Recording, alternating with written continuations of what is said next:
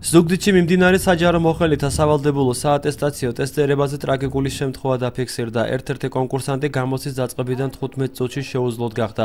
საატესტაციო კომისიის წევრის განცხადებით გამოძახებული იქნა სასწრაფო დახმარების ბრიგადა და ავადმყოფი კლინიკაში გადაიყვანეს.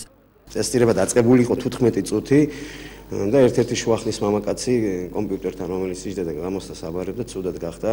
გამოვიძახეთ სასწრაფო დახმარება. სასწრაფო დახმარების შემდეგ გადაიყვანეს საავადმყოფოში და სამწუხაროდ გარდაიცვალა. ექიმებისთან საუბრის შემდეგ გაირკვა, რომ ამ კონკურსანტს თურმე ადრეც ჰქონია ინფარქტი გადატანილი. ზუგდიდის ემერჯენსის მორიგი ექიმის განმარტებით პაციენტს გადაუდებელი დახმარება ჩაუტარდა, თუმცა უშედეგოდ. სასწრაფოს მიერ შემოყვანილი იქნება პაციენტი უგონო მდგომარეობაში,